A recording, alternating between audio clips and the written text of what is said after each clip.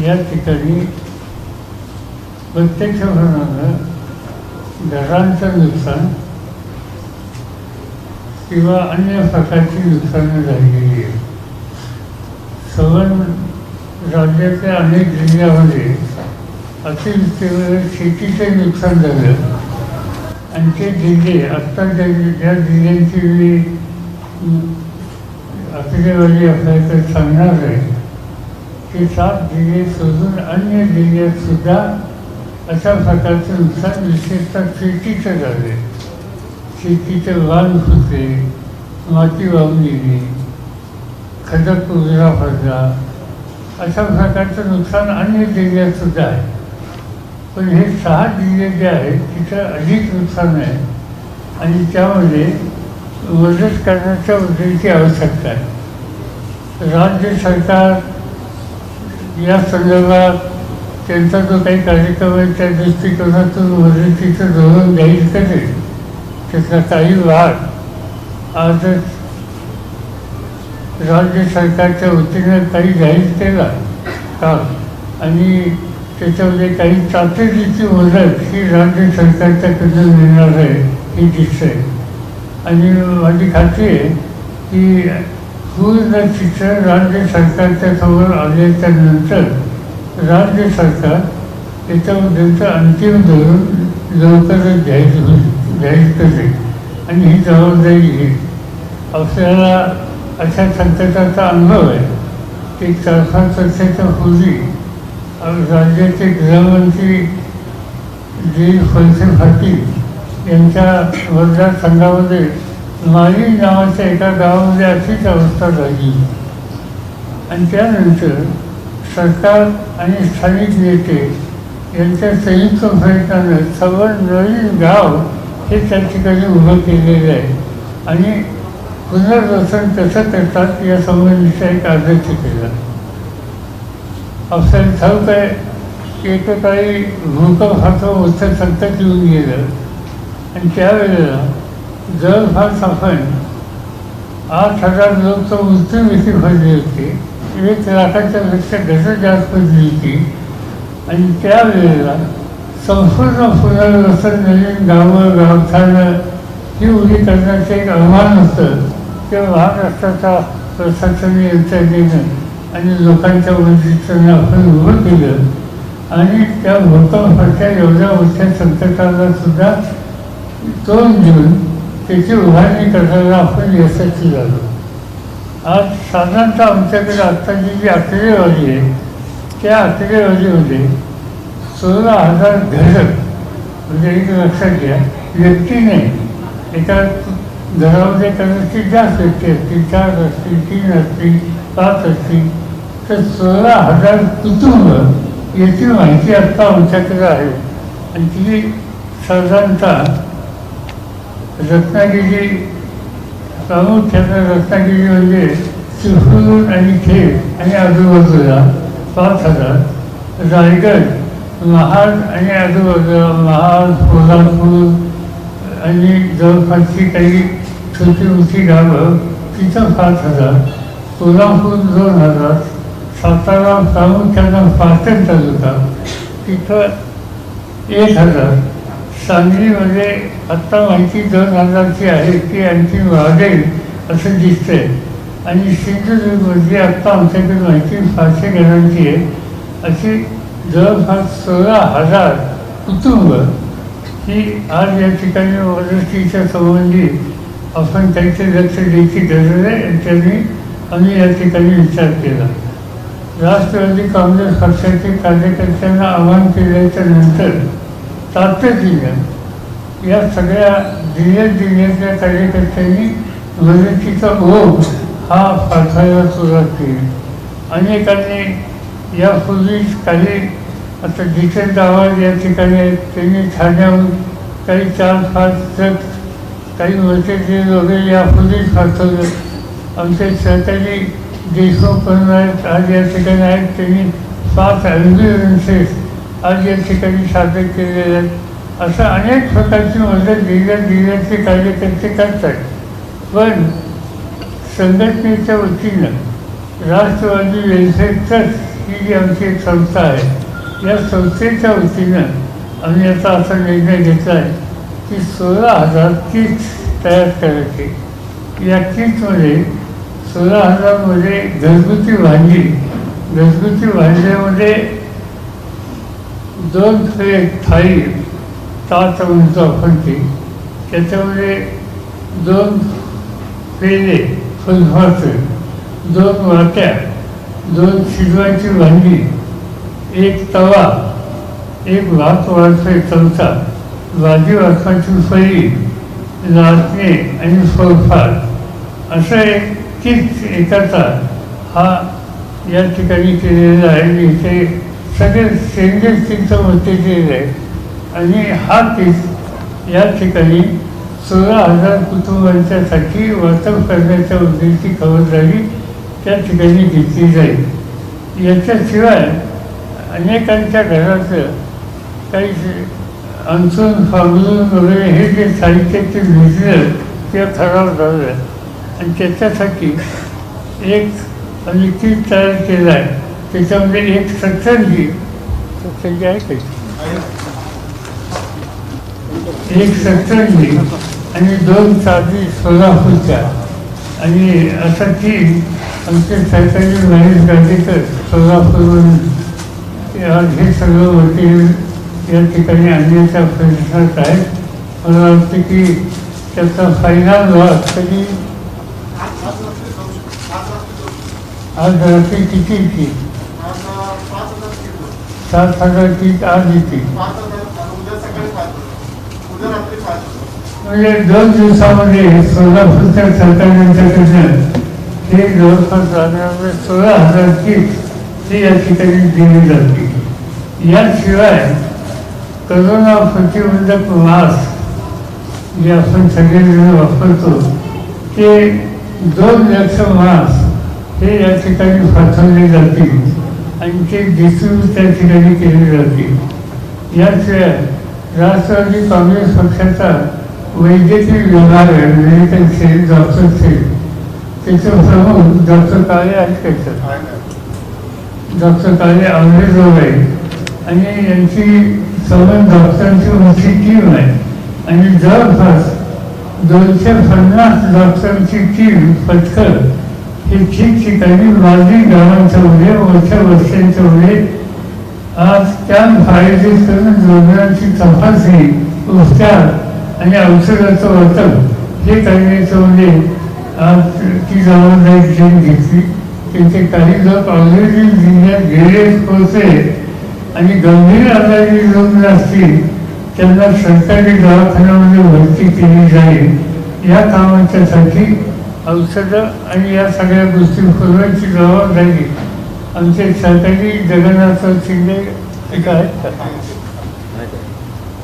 ही त्यांची जी संघटना आहे काय त्याचं नाव, ऑल इंडिया केमिस्ट असोसिएशन आणि या सगळ्यांच्या वतीनं जी काय औषधं लागतील ती सगळी औषधं देण्याच्या संबंधीची जबाबदारी त्याच्यामध्ये प्रामुख्यानं ताप, सर्दी, खोकला, उलटी, शौचास संसर्ग, त्वचेचा रोग, पिंपल, चोरणाच्या जखमा, दुखापती यासाठी लागणारी सगळी जी औषधं ती त्यांच्याकडून वैद्यकीय पथकाच्या मार्फत पोचवली जातील आणि त्याचा उपयोग आवश्यकता असलेल्या पेशंटच्यासाठी केली जाईल.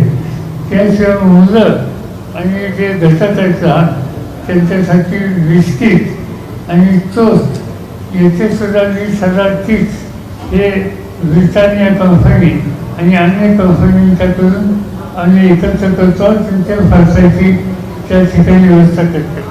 आता साधारणतः राष्ट्रवादी वेलफेअर ट्रस्टच्या वतीनं जो काही कार्यक्रम आता हातात घेतला आहे हा कार्यक्रम येत्या 2 ते 3 दिवसामध्ये एक्झिक्यूट करण्याच्या संबंधीची काळजी आमचे सगळे सहकारी करत आहेत.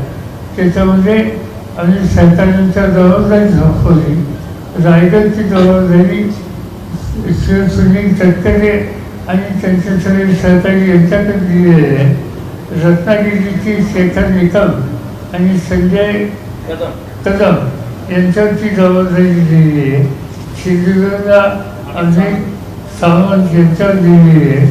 सातारला बाळासाहेब पाटील, सरदार मंत्री आणि विक्रमसिंग फातनकर यांच्यावर ही जबाबदारी आहे. सांगलीला आमच्या पक्षाचे अध्यक्ष जयंत पाटील आणि त्यांचे सहकारी यांच्यावर ही जबाबदारी दिलेली आहे. ते आणि त्यांचे सहकारी जिल्ह्याचे या प्रत्येकाचं वाटप व्यवस्थित होती याबद्दलची खबरदारी ही त्या ठिकाणी घेण्याची कामगिरी करते.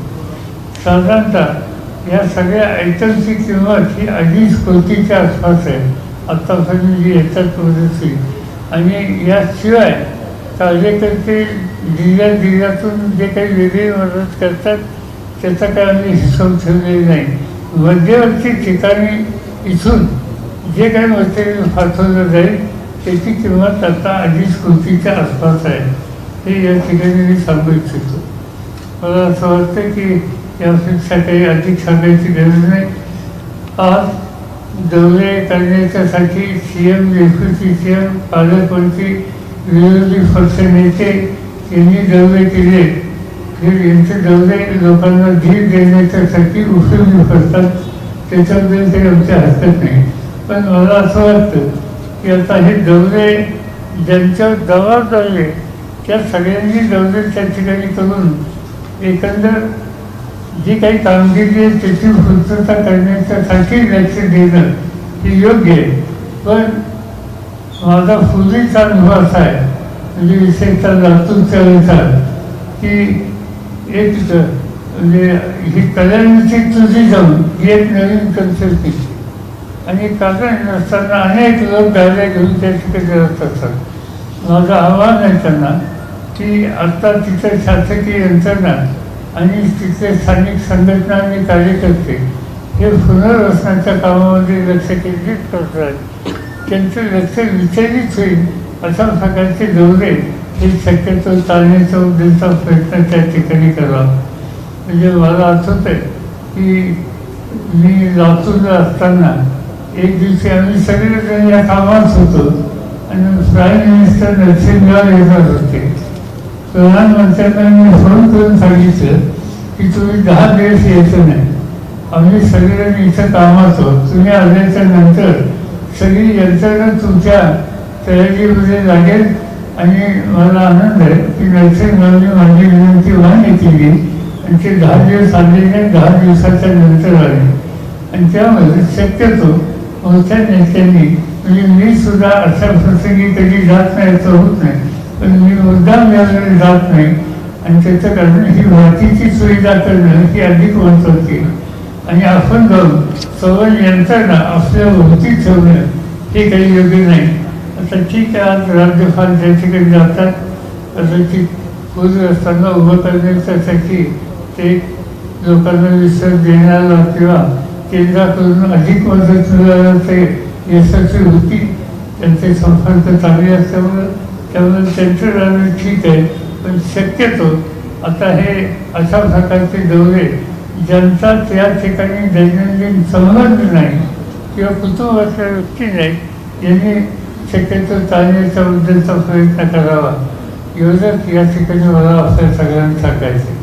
आणि म्हणून या संदर्भात जर तुम्हाला काही विचारायचं असेल तर आपण विचारू शकता.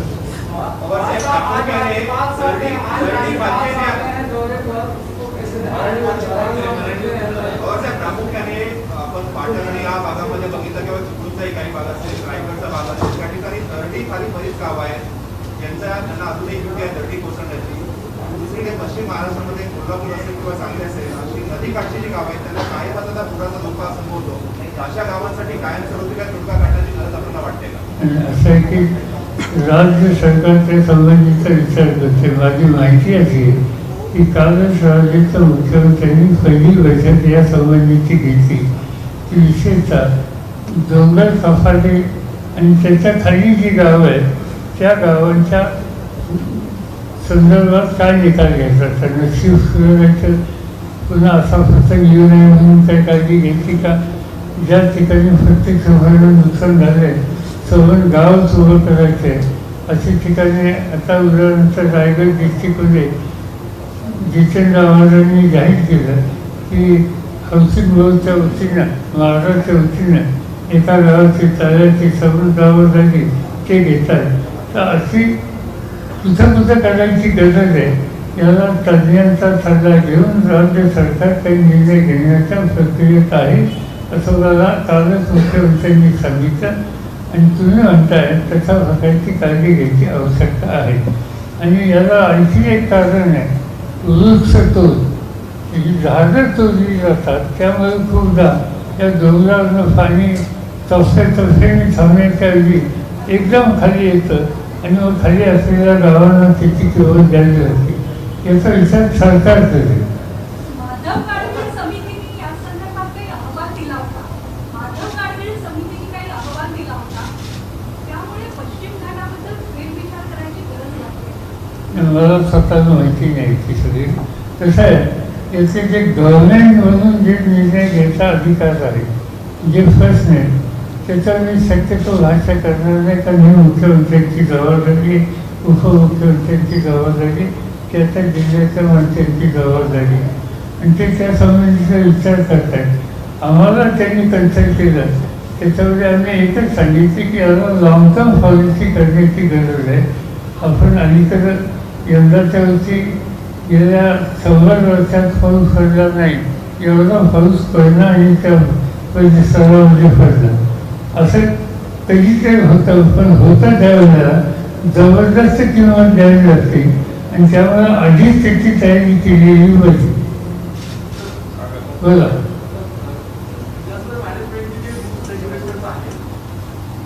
आपत्कालीन विभागाचे जे कायदे आता सध्याचे आहेत ते परिस्थितीनुसार बदल किती मिळते त्या प्रमाणात नुकसान मोठ्या प्रमाणात आलेलं आहे. आणि भागांमध्ये आपण सांगतो की 16,000 घर डायरेक्ट वाहून गेलेली आहे, सगळी उद्ध्वस्त झालेली आहे. आपणास पहिलं आहे की ग्रामीण भागामध्ये इन्शुरन्स वगैरे असा प्रकार नाही का, तर मुळात या नियमावलीमध्ये बदल असणं अपेक्षित आहे का. आणि अनेक ठिकाणी ग्रामीण भागामध्ये कायदेशीर नियमानुसार घरे बांधली गेली नसतात, पण त्यांनाही मदतीनं उपस्थित होतो.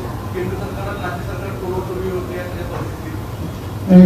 असं आहे की राज्य सरकारला याचा विचार करावा लागेल की जवळपास महाराष्ट्रातील सगळ्या नद्यांच्या जवळ धोक्याची रेषा कोणती आहे ही काढली गेली.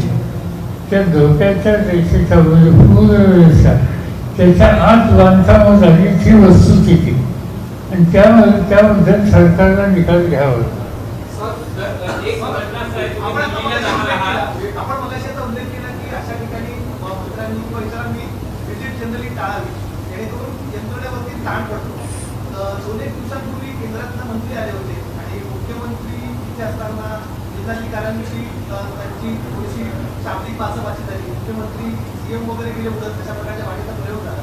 एकंदरीतच अशा यंत्रणेवर ज्या ताण पडतो, आजही राज्यपाल तिथे विजिट केले, तर या सगळ्या प्रतिनिधी किती परिणाम होतो? नाही, कसं आहे, 2 गोष्टी आहेत. मुख्यमंत्री उपमुख्यमंत्रीच्या जिल्ह्याचे पालकमंत्री यांनी गेलंच पाहिजे, पण शेवटी ग्राउंड लेवल सिच्युएशन काय हे बघणं आणि लोकांना धीर देणं ही जबाबदारी. पण आता आम्ही सगळे जायला लागलो. आता मी उदाहरणार्थ गेलो तर माझी खात्री आहे की त्या ठिकाणी यांच्या लोक माझ्या भोवती थांबतील आणि तिथं काम थांबतील. त्यांच्या संकटात जे लोक आहेत त्यांना तातडीने सहाय्याची गरज आहे, त्याच्यावर त्यांचं लक्ष दुर्मिळ होईल. त्यामुळे शक्यतो असं माझ्यासारख्यांनी टाळावं असं मला वाटतं. ज्या पद्धतीने कोरोनाची परिस्थिती आहे, राज्याची आर्थिक स्थिती चांगली नाहीये, तर कुठेतरी केंद्राकडून जास्त मदत व्हावी याची मागणी करणार असतं. कारण की एकूणच कोरोनामुळे उद्योगधंदे ठप्प आहेत. अशा पद्धतीने ही तिसरी आपत्ती आलेली आहे.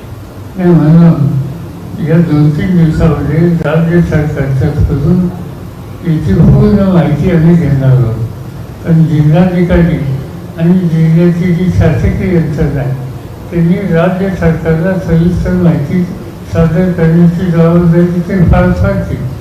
ती फार फाडल्याच्या नंतर मग काय रिक्वायरमेंट आहे हे कळलं तर त्यानंतर आम्ही हायएस्ट लेवलला दिल्लीमध्ये लोकांशी भेटतो आणि बोलू. आज अपुऱ्या माहितीवर बोलणं मला योग्य वाटत नाही. अनेक नैसर्गिक आपत्तीमध्ये आपण सरकारला मार्गदर्शन केले आहे. या प्रकरणात आता काय करायला हवं आपल्याला वाटतं? तुम्ही काही सरकारला सूचना करणार आहात तर त्या कुठल्या प्रमुख सूचना? नाही, आत्ता कसं आहे, 2 गोष्टी आहेत. की आता कसं झालं, गेल्या वर्षी रायगडला प्रॉब्लेम होता. त्याच्या आधी म्हणजे काय ते आणखी कसं ते वागायला आलं. म्हणजे आता या 2-3 वर्षात माझ्या मते रायगड या भागातला हा तिसरा प्रसंग आहे. ते पुन्हा पुन्हा होते आणि त्या दृष्टीने आपल्याला काही काळजी घेण्याची आवश्यकता आहे. आणि ती काय घेता येईल, काय करता येईल, हे ज्यावेळेस संबंधित होत येईल, नक्षा होत येईल, त्यावेळी बसून चर्चा करता येईल. देशातल्या सर, लसीकरणाचा वेग राज्यपाल कसा आज- वाढवताय? देशातल्या लसीकरणाचा वेग कसा वाढवताय? लसीकरण तर ते नंतर विचारलं. म्हणजे आता त्यांनी आत्ताच त्यांनी मला नोंद पाठवली की व्हॅक्सिनची या संबंधीची गरज आहे, तिची पूर्तता करण्याची आमची तयारी आहे. फक्त राज्य सरकारला आवश्यक तितका व्हॅक्सिनचा साठा हा केंद्राकडून द्यावा आणि राज्य सरकार याच्या पूर्ण तयारीने काम करायला तयार आहे. आत्तापर्यंत 1 कोटीच्या पेक्षा 4 कोटी 4 कोटी 4.5 कोटी झालेत आता. 4 कोटी 4.5 कोटी लसीकरणाचा कार्यक्रम राबवला आलेला आहे आणि आणखी झालेल्या राबवायची किती तयारी.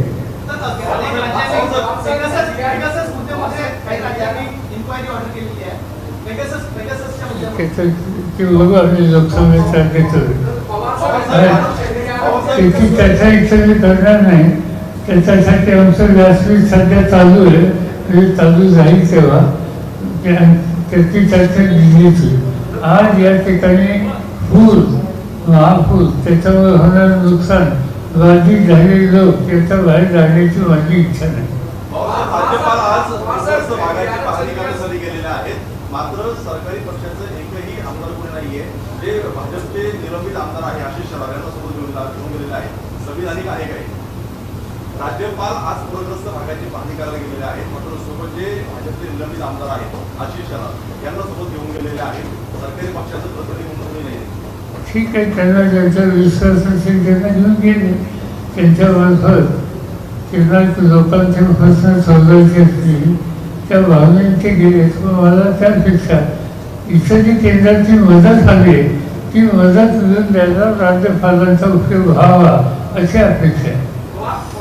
एनडीआरएफ का जो निकष है उसको लेकर राज्य सरकार लगातार कह रही है कि 12-13 का जो नॉर्म्स बनाया गया उस हिसाब से महाराष्ट्र में जो आपदा के बाद जो उसको राहत देना होता है वो कम है. इसलिए सेंटर को एनडीआरएफ की मदद का जो राशि है उसको बढ़ाने की जरूरत है, क्योंकि अब इस समय सेशन चल रहा है. क्या इस मुद्दे को सीधी बात यह है कि टोटल नक्शा जब महाराष्ट्र सरकार के सामने आएगा, कहाँ तक मदद करने की आवश्यकता है, कहाँ तक केंद्र सरकार से मदद की आवश्यकता है, ये टोटल नक्शा जब आएगा इसके बाद भारत सरकार के साथ बातचीत करनी होगी.